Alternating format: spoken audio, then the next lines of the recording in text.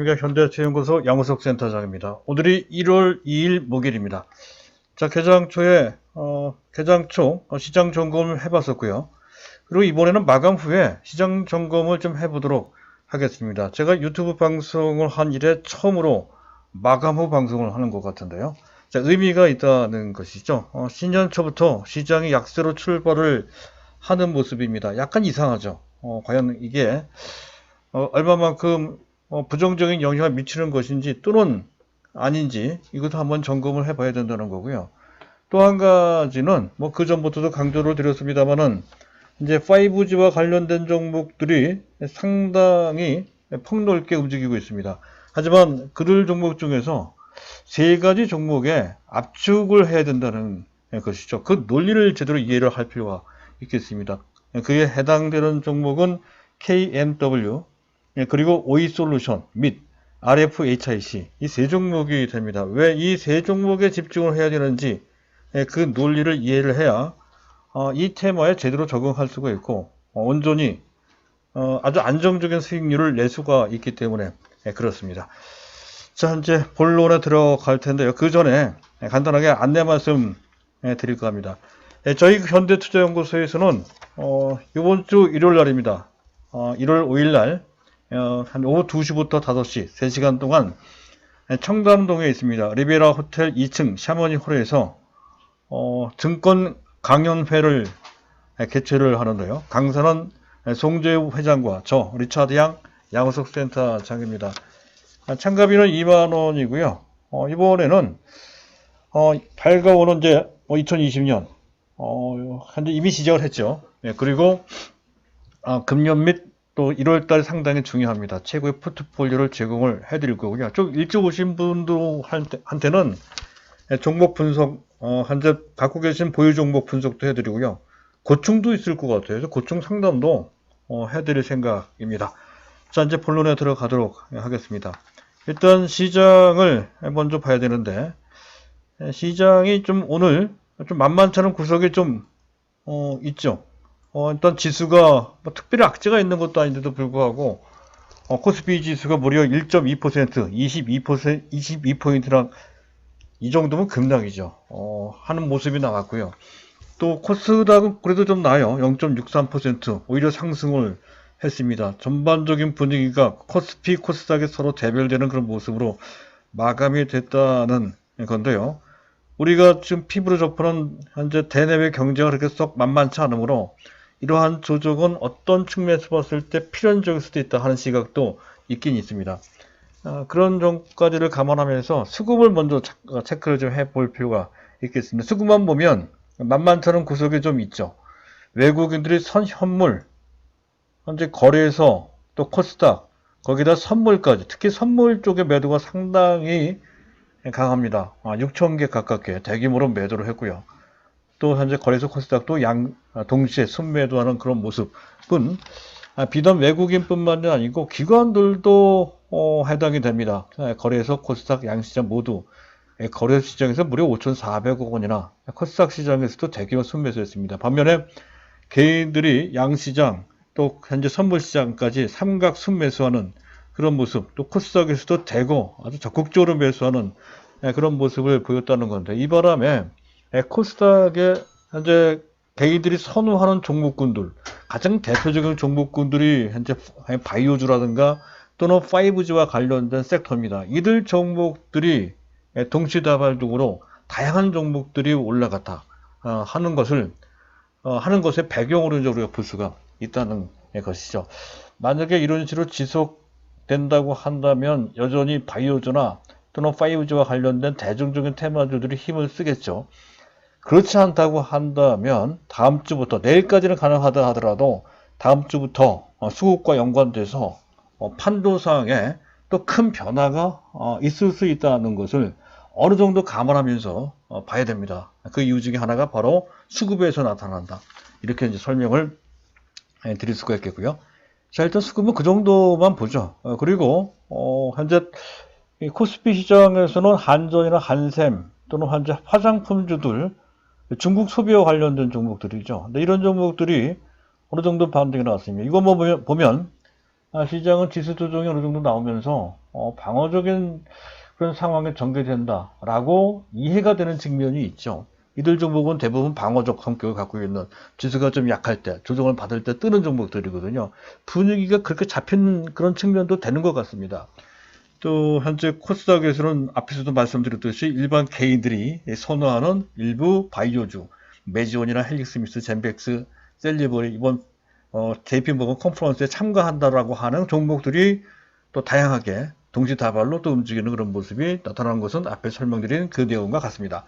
그런데 개장 신년 초부터 새해 벽두부터 지수가 하락한 것에 대해서 뭔가 미국 증시도 상당히 많이 올라온 그 자체가 부담스럽고, 우리 증시도 경제가 뒷받침되지 않으니 이런 식으로 계속해서 올라갈 수 없으니 조정이 길어지고 깊어질 수 있다라고 하는 어떤 이상징후로 볼 수 있는 측면도 있습니다. 하지만 그렇지 않다는 것이죠. 일단 개정초만 하더라도 현재 지수 낙폭이 깊어질 듯 했지만 적어도 일단 코스닥은 상승 반전에 성공을 했고, 그리고 하락세는 개장 초에만 나타났지 그 이후로 하락폭이 더 커진 것은 아니었습니다. 또 외국인들이 현물을 매도했다 치더라도 개장 초에만 집중을 했고 집중을 했습니다. 이것은 아무래도 연말에 있었던 약간 특수한 환경이 연초까지 연장된 그런 상황 속에서 나타난 현상이다, 그렇게 판단이 됩니다. 자, 외국인들은 오히려 현물 쪽에서 순매도 규모가 후장 들어서는 오히려 줄어들었죠.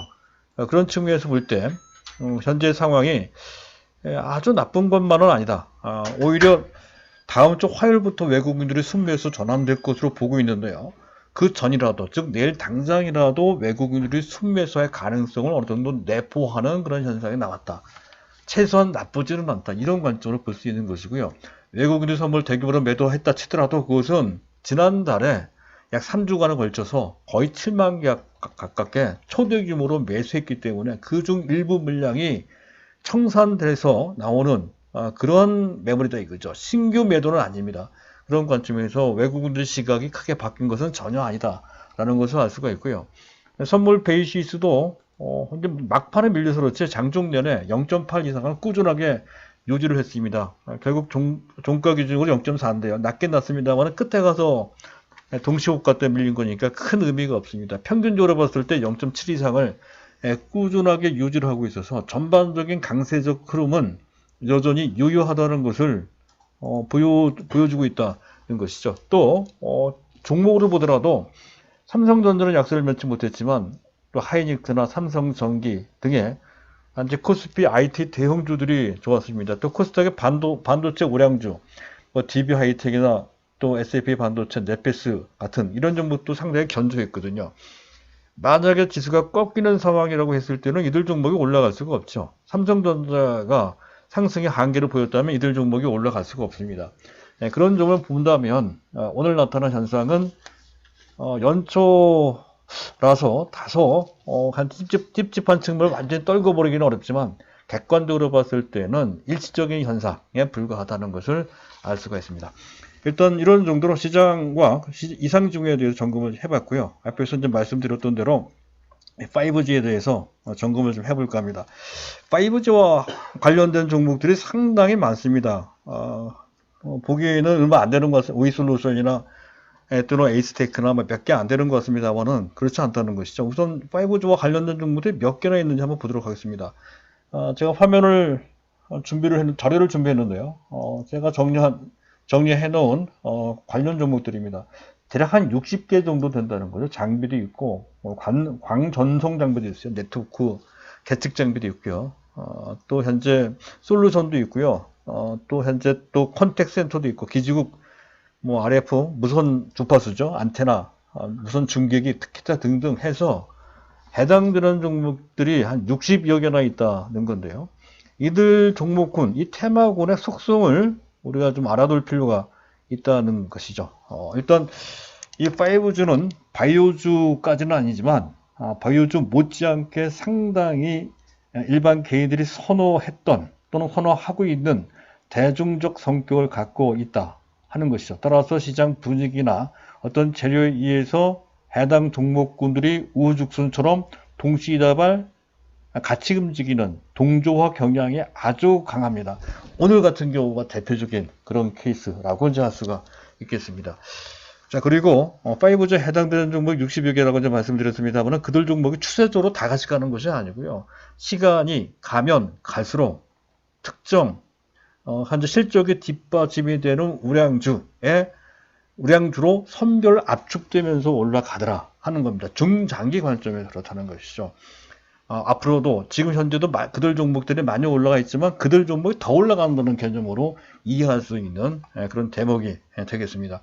그리고 단기, 중기적으로 봤을 때 특히 국내 통신 3사에 의존하고 있는 통신업체들의 실적은 향후 상당 기간 저조할 가능성이 있다는 것이죠. 국내 통신 3사가 지금 현재 성과가 좀 미미하다는 이유로 해서 투자를 지연시키고 있기 때문에 그렇습니다. 따라서 국내 통신 3사에 의존하고 있는 업체들의 실적은 2019년 4분기 때부터 시작해서 금년 2020년 1분기 또는 그 이상으로 실적 부진이 계속 이어질 가능성이 있고요.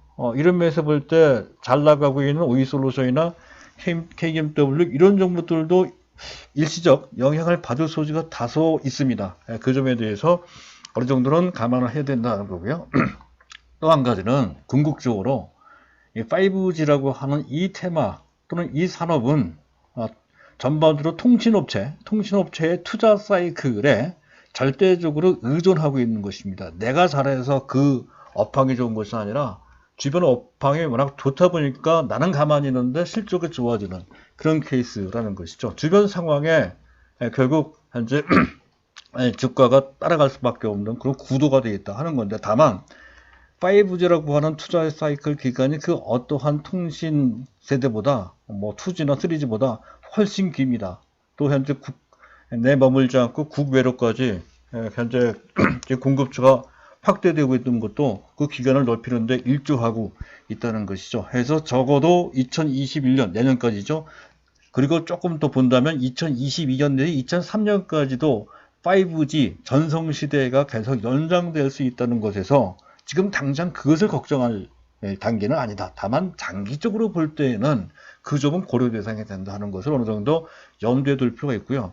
또 기본적으로 5G에 해당되는 아까 말씀드렸던 기지국이나 안테나나 또 무선 중계기나 이런 쪽은 경쟁 업체들이 상당히 많이 있습니다. 그래서 시간이 가면 갈수록 경쟁이 심화될 우려가 항상 깔려져 있어요. 따라서 경쟁이 심한 가운데에서도 자기의 경쟁력을 유지할 수 있는 업체로 압축을 해야 되는 이유가 바로 여기 있다는 것이죠. 그래서 제가 말씀드리는 겁니다. 가장 중요한 것이 영업이익률입니다. 영업이익률은 그 업체가 하고 있는 주사업의 경쟁력을 뜻하는 것이거든요. 영업이익률이 높다는 것은 그만큼 주변 다른 업체보다도 경쟁력이 뛰어나다는 것을 뜻합니다. 그런 종목에 초점을 맞춰줘야 된다는 건데요. 지금 현재 영업이익률이 20%를 넘어가는 종목은 전체 60개 정도 되는 종목에서 단 3개밖에 안 됩니다. 그 종목들이 제가 이제 말씀드리려고 하는 KMW, 오이솔루션, RF2차IC 이 세 종목이고요. 10 내지 15% 정도 이르는 종목들도 그것도 우량한 종목들입니다. 있습니다. 서진시스템, 유비쿼스, 이노와이어 같은 종목들이 그 차순위 영업이익률이 꽤 높은 그런 대상 우량 종목이라고 할 수가 있겠습니다. 그리고 계속 거듭 말씀드리지만 시간이 가면 갈수록 중장기적 관점입니다. 실적 우량주로 계속 시세의 연속성이 기결될 수밖에 없다 하는 거죠. 해서 여태까지 잘 갔던 종목들이 또 앞으로도 계속 잘 갈 가능성이 상당히 커요. 그래서 계속해서 현재 KMW나 또 오이솔루션이나 또는 RFHH나 이런 종목에 초점 맞춰서 보실 필요가 있다 하는 것으로 정리를 할 수가 있겠고요. 자, 그리고 이제 마지막으로 해당 종목들을 간단하게 보도록 하겠습니다. 차트까지 같이 봐야 되겠죠. 차트까지 같이 켜놓고 오이솔루션 잠깐 볼까요? 오이솔루션 보면 오이솔루션 초고속 초대용량 아마 규모로 봤을 때는 가장 크고 가장 빠른 것 같습니다. 50기가 bps급 광트랜시버 공급업체입니다. 국내 통신 3사 및 현재 우리나라 통신업체뿐만 아니라 미국의 AT&T, 버라이전, 또 일본의 NTT 도코모, 중국의 로컬 업체 거의 답니다. 화웨이까지 다 포함을 해서 거의 다 등의 글로벌 공급망을 상당히 넓게 이미 구축을 해놓은 상태고, 그와 관련된 경쟁력은 뭐 국내에서는 당연히 1위고요. 세계적인 경쟁력을 갖추고 있다는 것이죠. 특히 중국의 5G 통신망을 구축하기 시작을 했는데, 작년에 처음 시작을 했습니다. 작년 11월 달부터 해서 금년에 본격적으로 전국 주요 도시 340개 도시에 통신망 구축을 금년부터 이제 시작을 한다는 건데요. 그랬을 때 국내 기업 중에서는 가장 큰 중국 모멘텀 수혜 대상이 되는 곳이 바로 오이솔루션이라는 것이고요. 그리고 현재 실적을 볼까요? 실적이 사실은 2018년까지만 해도 별 볼 일 없었습니다. 대략 한 800억 원 정도 그랬던 것이 2019년도 들어서는 2.5배나 한째 매출이 급증을 하고요. 영업이익도 그 전까지만 하더라도 간신히 적자를 면하는 정도 그런 상태였다가 작년에 580억 원으로 수직 급등을 합니다. 더욱더 놀라운 것은 영업이익률입니다. 간신히 흑자를 봤던 그런 정도 수준에서 불과 1년 만에 영업이익률이 28%, 분기별로 봤을 때 30%가 넘어가는 경우도 있어요. 통신 장비 업체 중에서는 국내 최고입니다. 오이솔루션이. 그리고 현재 여건적으로 봤을 때 이런 정도의 영업이익률을 올리는 것뿐만 아니라 금년이죠. 금년부터는 더 올릴 가능성이 높다는 것이죠. 또 이런 것이 상당 기간 지속될 가능성이 상당히 높아요. 또 한 가지 놀라운 일은 그렇게까지 주가가 많이 올라왔죠. 금년에 뭐 10,000원 정도에 시작했던 주가가 50,000원대, 60,000원대 근처까지 올라와 있는, 그런데도 불구하고 2019년도 작년 실적 기준으로 봤을 때도 현재 PER이 9배 정도밖에 되질 않습니다. 그리고 금년 실적 기준으로 본다면 PER 수준은 불과 6, 7배 정도밖에 되지 않는다는 거죠. 그렇게 많이 올라왔어도 PER이 낮아요. 그런 측면에서 봤을 때 많이 올라온 것이 결코 부담이 되질 않죠. 그래서 지금도 매수입니다. 이 종목은 제가 집중도로 말씀드렸던 우리 종목이죠. 구체적인 것은 다음 기회가 있을 때 말씀을 또 드릴까 합니다. 그리고 KMW인데요. KMW는 바로 이 종목이죠. KMW는 우리나라 소형 기지국이라고 보시면 될 것 같아요. 소형 기지국 장비. 소형 기지국.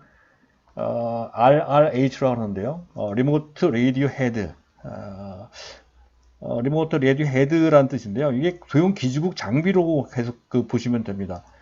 그리고 5G가 깔리면 깔릴수록 이것은 아주 대용량 또 초고속 통신이 필요한 관계로 해서 기지국이 그 전보다는 보다 촘촘하게 거의 기존 기지국이 2배 이상 깔려야 된다는 그런 개념이 들어가 있다는 것이죠. 그랬을 때 KMW가 그 부분 최대 수혜 대상이 됩니다. 소형 기지국 장비이기 때문에.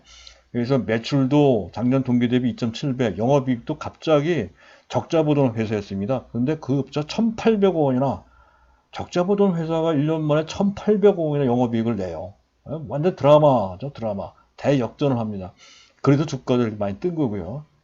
그리고 영업이익률이 23%, 상당 경쟁력이 뛰어나다는 것을 뜻합니다. 다만 현재 주가는 EPS, 주당 순이익 대비 PER 16.2배 이를 정도로 PER은 조금 높은 편입니다. 이 종목은 그냥 기관이나 외국인도 많이 갖고 있고 그래서 유통 물량은 그렇게 많지 않지만 그러나 전반적으로 밸류 부담은 조금 있는 편이라는 점을 감안해서 다만 현재 이 시장만큼은 KMW가 장악하고 있는 그런 상태라는 점에서 이런 특장점은 계속 유지되면서 분위기에 따라서 충분히 더 갈 수 있다 하는 관점으로 적어도 10만원 정도 근처까지는 10만원까지는 조금 시간이 더 걸리겠네요. 7, 8만원 이상까지는 충분히 올라갈 것이다 이렇게 판단이 되고요. 자, 그리고 RFHIC인데요. RFHIC입니다. RFH 잠깐 보고 이것을 마지막으로 해서 현재 5G와 관련된 종목에 대해서 설명을 끝내도록 하겠습니다. RFHIC는 통신용 트랜지스터, 전력용 증폭기 등을 만드는 회사입니다. 특히 갈륨 질소 트랜지스터, 이게 상당히 뛰어난 차세대 트랜지스터라고 합니다. 이쪽 부분은 국내 거의 유일입니다. 독보적인 존재이고요. 이것이 기존 트랜지스터를 완전히 대체하는 그런 수순이 진행되고 있다는 것이죠. 이제 초기 단계입니다. 주 고객사는 이제 알려져 있기는 삼성전자, 노키아, 에릭슨 같은 세계적인 통신사 또는 현재 전자업체들인데요. 하지만 중요한 것은 가장 매출 비중이 큰 데는 중국의 화웨이입니다.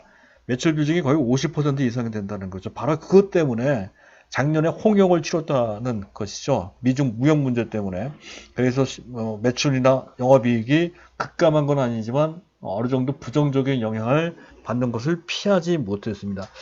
그래서 작년 실적을 보면 현재 매출이 1,100억, 그리고 영업이익이 220억인데요. 매출은 거의 비슷하고 영업이익은 그리고 재작년 대비 오히려 줄었어요. 미중 갈등 여파 때문에 그런 것이라는 건데, 하지만 잘 알고 계시다시피 미중 문제는 완화 단계에 있다 말이죠. 그렇다고 한다면 화웨이와 관련된 매출은 다시 증가할 가능성이 상당히 크죠. 따라서 지금 현재 EPS는 900원이고 그에 따라서 PER은 45배 상당히 높은데, 내년부터는 그 환경이 확 달라짐에 따라서 앞에 얘기했던 KMW나 오일솔루션 같이 상당히 좋은 수익과 그와 관련된 밸류를 가지면서 상승 추세를, 아주 강력한 상승 추세를 만들 가능성이 있다는 건데요. 또 한 가지 중요한 것은 그런 것을 어느 정도 의식한 것인지 2019년도 1분 작년 이맘때 국민연금이 대규모 투자를 했습니다. 현재 국민연금이 통신 관련주 중에 지분을 많이 갖고 있는데 이거 하나밖에 없습니다. RFHIC인데요. 현 지분이 6.72%를 갖고 있다는 것이죠. 그만큼 미래 성장 동력이 기술력과 관련돼서 있다라고 판단을 하고 대규모 투자를 한 것으로 그렇게 판단이 된다는 것이 상당히 의미 있는 지분 투자라고 할 수가 있겠습니다. 그런 것을 감안한다면 이들 종목에 대해서 기본적으로 추세적으로 상당히 유효한 대상이다 하는 건데, 앞에서 설명드렸듯이 단기적으로 보면 5G에 대해서 약간 시장의 순환매 차원에서 올라간 측면이 상당히 높아서 오늘 많이 올라간 끝에 내일 금요일 날입니다. 현재 고점에서 추격하는 것은 상당히 단기적으로 부담이 됩니다. 그런 것을 감안해서 적절히 대응하실 필요가 있다 하는 점을 강조드리면서 오늘 방송은 이것으로 마치도록 하겠습니다. 감사합니다.